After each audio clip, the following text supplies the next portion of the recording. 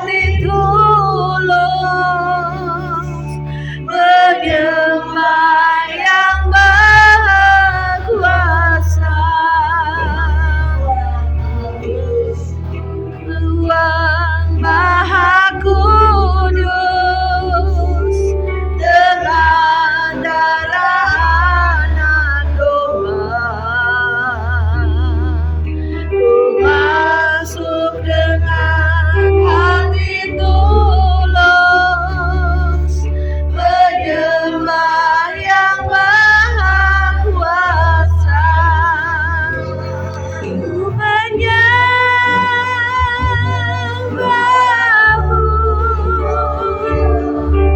ku sembahmu, ku menyembahmu, ku sembahmu, sebab kudus, kudus, kudus, kudus Tuhan. Dengan darah anak domba, masuk dengan hati tulus, menyembah yang Maha Kuasa. Ku menyembahmu, sembahmu, ku sembahmu,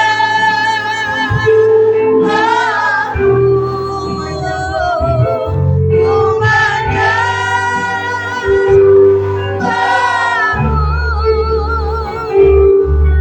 ku sembahmu,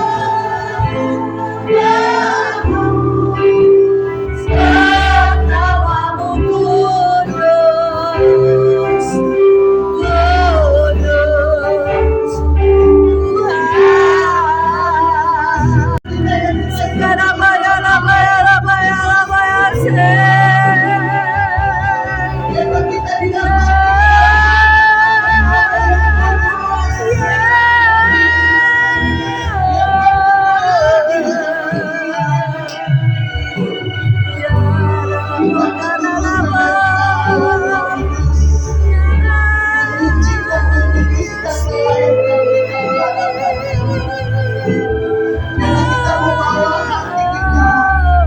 Kita mau bawa hidup kita hanya untuk menyembah Tuhan.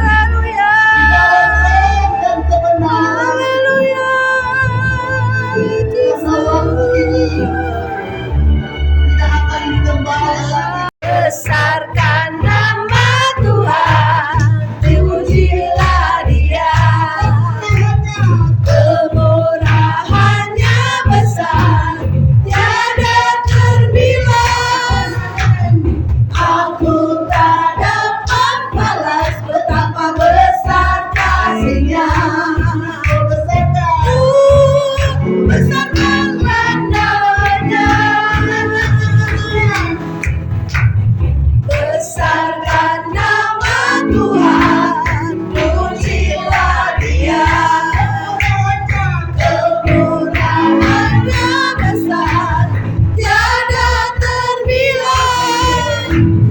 Aku tak dapat balas betapa besar kasih-Nya. Besarkanlah namanya, Tuhan yang ajaib, Tuhan yang masuk, Tuhan yang tak dalam hidupku.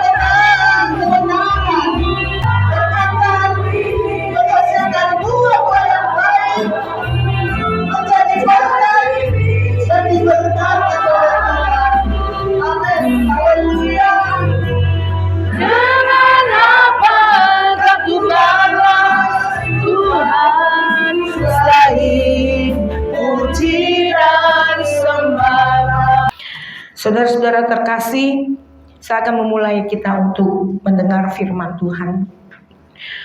Judul firman Tuhan ini hari ini berjudul Iman yang menjamah kuasa Tuhan. Iman menjamah kuasa Tuhan. Saudara-saudara, kita belajar dari wanita pendarahan 12 tahun.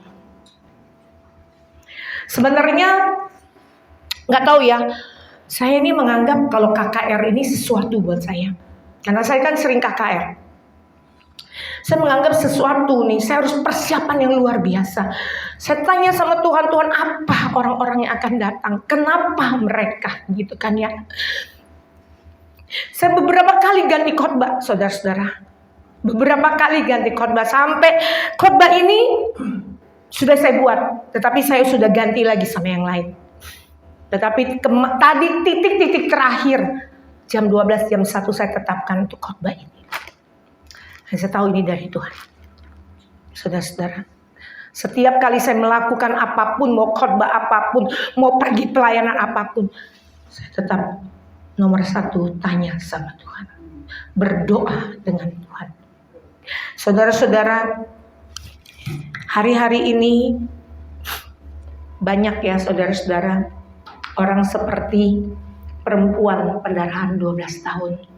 Yang lemah, gak berdaya, ya, gak tahu harus bagaimana lagi. Sakit yang luar biasa, mengalami sakit yang lama. Ya, sakit itu bukan sakit dari penyakit fisik aja, tapi sakit dari persoalan-persoalan rumah tangga, persoalan ekonomi. Itu sama saudara, sakit. Saudara, hari ini kita mau belajar dari cerita perempuan 12 tahun yang sangat sederhana. Perempuan 12 tahun ini bukan siapa-siapa saudara. Bukan raja, bukan nabi yang terkenal. Dia hanya perempuan. Perempuan yang sakit, perempuan yang lemah, perempuan yang miskin, perempuan yang terbuang. Firman Tuhan berkata, wanita itu mengalami pendarahan 12 tahun. Ya, saudara-saudara pasti sudah dengar dan sering mendengar cerita ini. Ini cerita gak asing sebenarnya. Cuma saya mau ngambil cerita ini dari makna kenapa seorang wanita Tuhan bisa sembuhkan. Wanita yang tidak berdaya, wanita yang bukan siapa-siapa. Ya, Manly. Masalahmu jangan takut. Walaupun kau lama sepertinya, tapi kau lihat wanita pendarahan 12 tahun Tuhan jamah. Saudara-saudara terkasih di dalam Tuhan, wanita pendarahan 12 tahun ini sudah pergi, saudara, sudah ke tabib, ya, udah habisin duitnya banyak, udah semuanya, sudah lakukan apapun. Dia menanggung mental yang luar biasa, terkucilkan. Ya, saudara-saudara, namun satu yang dia punya, imannya belum mati. Imannya masih bertumbuh. Dia percaya ada sesuatu dari Tuhan. Hari ini Tuhan mau mengajarkan kepada kita, bukan seberapa lama masalahmu, bukan seberapa lama penyakitmu, bukan. Tapi seberapa besar imanmu kepada Tuhan. Hari ini kau belajar dari wanita pendarahan 12 tahun. Yuk kita akan buka pembacaan firman Tuhan. Markus 5 ayat 25 sampai 34. Saya memberi satu orang untuk membacanya. Bisa yang sudah dapat bisa berdiri untuk membacanya. Markus 5 ayat 25 sampai 34. Ya, siapa yang boleh mewakili untuk membaca? Ya. Markus 5 ayat 25. Adalah di situ seorang perempuan yang sudah 12 tahun lamanya menderita pendarahan. Ia telah berulang-ulang diobati oleh berbagai tabib, sehingga telah dihabiskannya semua yang ada padanya. Namun sama sekali tidak ada faedahnya, malah sebaliknya keadaannya makin memburuk. Dia sudah mendengar berita-berita tentang Yesus, maka di tengah-tengah orang banyak itu, dia mendekati Yesus dari belakang dan menjamah jubahnya. Sebab katanya, asal ku jamah saja jubahnya, aku akan sembuh. Seketika itu juga berhentilah pendarahannya dan ia merasa bahwa badannya sudah sembuh dari penyakitnya. Yap. Menurut hukum Taurat di Imamat 15, saudara-saudara, perempuan ini najis. Orang yang sudah pendarahan seperti itu dianggap najis.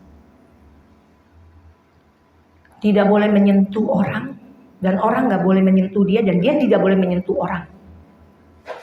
Ya, saudara-saudara. Artinya wanita itu terisolasi. Tidak bisa berbuat apa-apa. Ia dianggap kutukan. Sakit itu kadang-kadang kalau orang bilang, wah ini dikutuk nih. Ini orang dapat kutuk nih, sakit nih. Wah, dia ada dosa nih. Ya, kita suka dengar tuh begitu tuh. Kata-kata seperti ini. Kalau orangnya sakit aja, ada kutuk apa tuh? Dia buat apa nih? Dia buat jahat kali, atau dia buat apa? Ya kan? Banyak manusia hanya bisa menghakimi dan menghakimi, saudara-saudara.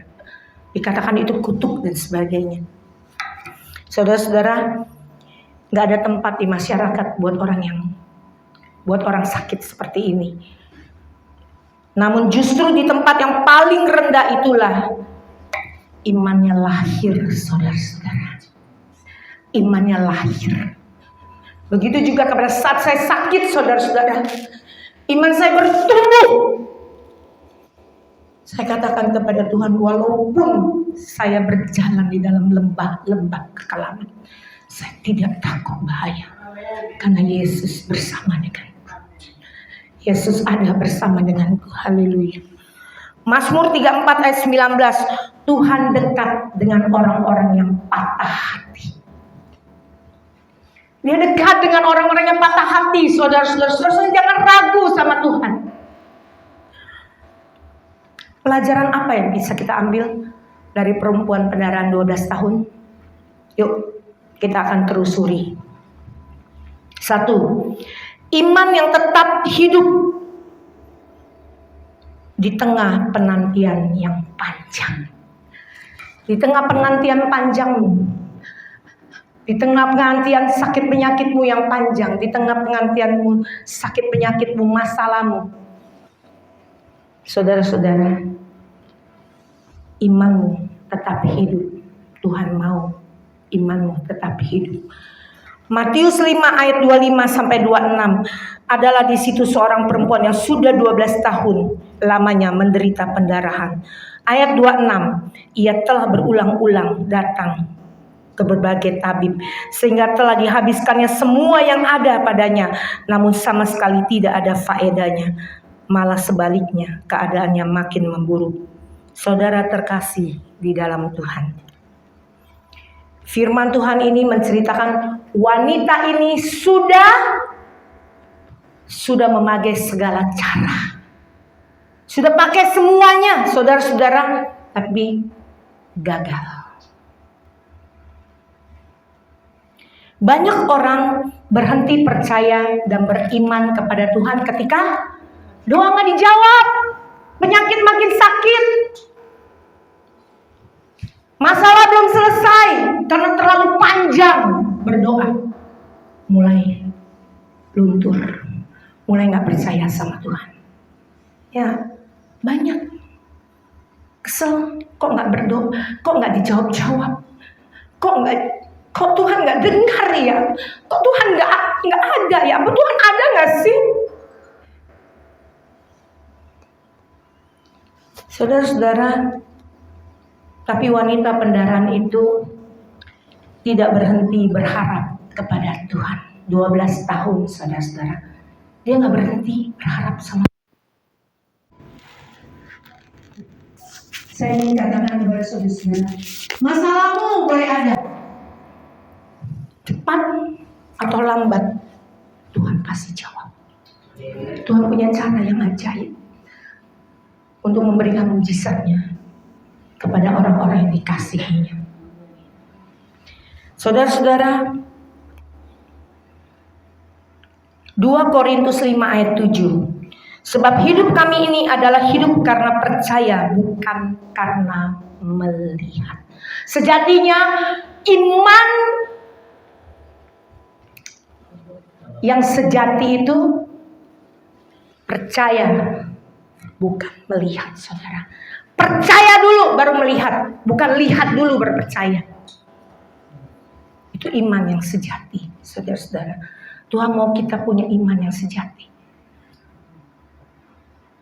Tuhan mau kita belajar untuk punya iman yang sejati. Walaupun kita belum melihat kuasa Tuhan, walaupun kita belum melihat mujizatnya terjadi atas kita, kita percaya sama Tuhan. Dan kita akan terima nanti mujizat Tuhan. Yang kedua, iman yang mendengar dan merespon firman. Banyak orang mendengar saja tapi tidak merespon firman. Banyak hari ini ke gereja, percaya sama Yesus. Ya, saya percaya sama Tuhan Yesus. Tapi tidak mengenal Tuhan lebih dalam. Tidak tahu mengenal Tuhan lebih dalam. Percaya, semua orang bilang percaya. Saya percaya Tuhan lahir di dunia ini. Natal datang, percaya. Saya percaya Tuhan Yesus disalibkan, saya percaya. Tapi tidak mengenal Tuhan lebih dalam. Saudara-saudara, iman wanita ini lahir dari apa, saudara? Pendengaran, saudara-saudara. Dia mendengar dari orang-orang. Kalau Tuhan itu pembuat mujizat, dia dengar. Wanita pendarahan ini mendengar. Firman Tuhan mengatakan, Markus 5 ayat 27, dia sudah mendengar berita-berita tentang Yesus, maka di tengah-tengah orang banyak itu ia mendekat kepada Yesus dari belakang dan menjamah jubah-jubah Yesus. Berarti apa, saudara? Wanita ini mendengar. Saudara-saudara, perhatikan. Wanita ini dia lahir dari pendengarannya akan firman Tuhan. Ibrani 10 ayat 17. Jadi iman timbul dari pendengaran akan firman Tuhan, saudara-saudara. Jadi saudara-saudara harus apa? Dengar, baca firman Tuhan, lakukan, percaya kepadanya. Saudara-saudara, setiap kali kita mendengar firman Tuhan, jangan cuma masuk kanan, keluar kiri, saudara. Tapi renungkan firman Tuhan itu terjadi atas hidup. Katakan, berdoa sambil mengucapkan firman Tuhan. Biar firman Tuhan itu menjadi rema buat hidupmu. Setiap kalau kau mendapatkan firman-firman Tuhan itu, baca ulang. Dan kembali kau berdoa dengan firman Tuhan, saudara-saudara. Saudara-saudara terkasih, yang ketiga, imannya hanya fokus pada Yesus, bukan pada kerumunan. Iman fokus pada Tuhan, saudara, bukan pada masalah, bukan pada sakit penyakit. Wanita pendarahan ini fokus pada Yesus, bukan pada kerumunan orang. Dia nggak fokus, dia nggak peduli dengan orang-orang, kerumunan orang. Dia hanya fokus kepada Tuhan. Dia beriman hanya kepada Tuhan, saudara-saudara. Dia nggak peduli orang mau ngomong apa, dokter mau ngomong apa, vonis dokter mau ngomong apa, orang mau bilang apa. Dia hanya fokus sama Tuhan. Dia hanya beriman hanya kepada Tuhan, saudara-saudara. Ya, Markus 5 ayat 30. Yesus segera mengetahui bahwa ada tenaga keluar dari dirinya. Wanita pendarahan itu bukan hanya menyentuh Yesus, saudara, tetapi secara fisik sentuhannya, imannya yang menggerakkan kuasa Tuhan. Jadi yang bisa menggerakkan kuasa Tuhan itu apa? Iman kita, saudara. Iman kita lah yang Tuhan lihat. Saudara-saudara, wanita itu melakukan dengan mata yang tertuju, fokus sama Tuhan. Ibrani 12 ayat 2 mencatat, marilah kita melakukan dengan mata yang tertuju hanya kepada Tuhan, saudara-saudara. Jadi kita lakukan apa semua tertuju mata kita kepada Tuhan. Iman kita kepada Tuhan, hanya kepada Tuhan. Bukan kepada masalah kita. Bukan pada sakit penyakit kita. Bukan karena apa kata orang. Tapi apa kata Yesus, saudara-saudara. Fokus itu bukan pada masalah, bukan pada manusia, dan bukan pada penyakit. Yeremia 17 ayat 7. Diberkatilah orang yang mengandalkan Tuhan dan menaruh harapnya kepada Tuhan dan hatinya hanya melekat kepada Tuhan. Kalau kita fokus kepada Tuhan, diberkatilah orang yang mengandalkan Tuhan dan hatinya hanya melekat kepada Yesus, saudara-saudara. Saudara-saudara terkasih di dalam Tuhan. Poin keempat terakhir. Iman yang menghasilkan keselamatan total. Bukan hanya kita disembuhkan Tuhan, saudara-saudara, tapi kita menerima kuasa keselamatan dari Tuhan. Itu yang nomor satu.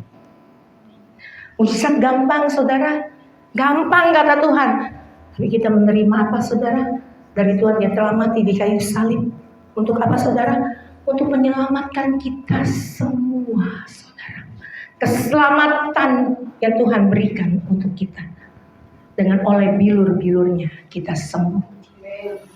Saudara-saudara, Markus 5 ayat 34. Maka katanya kepada perempuan itu, hai anakku. Wah, ini kata-kata ini, firman Tuhan yang menjadi rema buat saya. Imanmu telah menyelamatkan engkau. Pergilah dengan selamat dan sembuhlah dari penyakitmu. Waktu pada saat saya sakit, saya katakan, Tuhan, saya hanya beriman kepada Tuhan. Saya percaya iman saya menyelamatkan saya. Iman saya yang membuat saya sembuh. Iman saya yang menyelamatkan hidup saya. Iman saya kepada Tuhan. Haleluya. Kata selamat di sini bukan hanya sembuh secara fisik, kan, saudara, tapi pulih secara jiwa, pulih secara martabat, dan pulih hubungan kita dengan Tuhan, saudara-saudara. Saat hari ini, saudara-saudara terkasih, saya mengajak saudara, jangan menyerah meski lama. Jangan menyerah meski kau lama. Kau sedang menantikan pertolongan Tuhan. Kau sedang menantikan mujizat Tuhan. Jangan menyerah, saudara. Wanita 12 tahun ini tidak menyerah. Jangan menyerah, saudara-saudara. Terus dengar firman Tuhan. Jadi pelaku-pelaku firman Tuhan. Bukan hanya dengar, saudara. Kita harus jadi pelaku-pelaku firman. Yang ketiga, berani melangkah dengan iman. Yang keempat, fokus hanya kepada Yesus saja. Bukan pada masalah. Bukan pada penyakitmu. Bukan karena masalah rumah tanggamu, tapi fokuslah kepada Tuhan. Yang kelima, percaya kuasanya masih sama sekarang, kemarin, sampai selama-lamanya. Ibrani 3 ayat 8. Yesus Kristus itu tetap sama dari kemarin, hari ini, dan sampai selama-lamanya. Saudara-saudara terkasih di dalam Tuhan, hari ini juga Tuhan mampu menolongmu. Tuhan mampu menolongmu. Karena Tuhan melihat ketaatanmu padanya. Tuhan lihat kau taat nggak? Kau setia nggak? Walaupun saat ini kau dalam lembah-lembah, bukit-bukit yang terjal, Tuhan mau lihat kau setia nggak sama Tuhan? Walaupun mungkin lembah-lembah kekelaman itu masih ada bersamamu, tapi percayalah, gadanya, tongkatnya, itu yang akan menuntun engkau. Dia tidak akan pernah sekali-sekali membiarkanmu. Dia tidak akan sekali-sekali meninggalkan. Haleluya, Yesus, haleluya. Mari saudara-saudara datang sama Yesus dengan iman, dengan kesungguhan hati. Tuhan sanggup melakukan mujizat-mujizatnya. Mari kita bangkit berdiri. Oh haleluya, Yesus, haleluya. Oh haleluya, Yesus.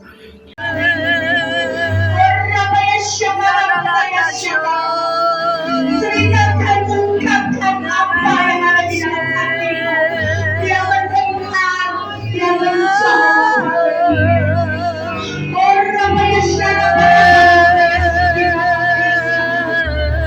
Menangislah bersama Yesus. Haleluya.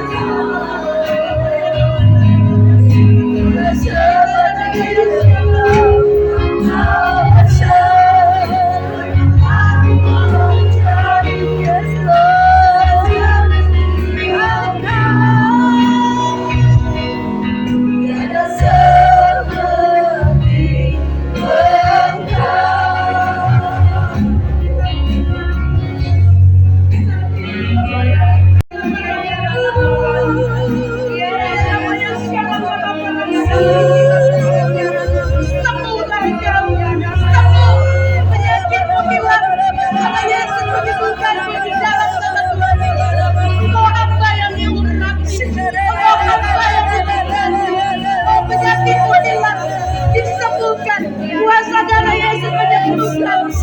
Engkau hamba yang setia. Engkau hamba yang ditolong Tuhan. Orang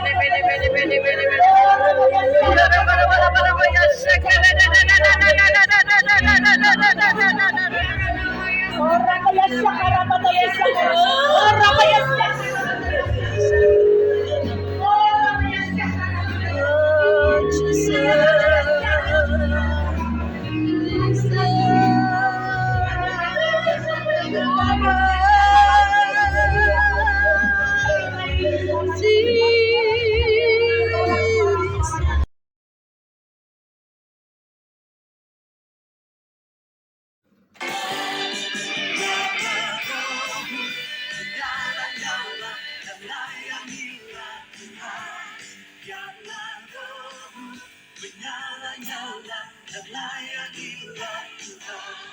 Karena rohmu menyala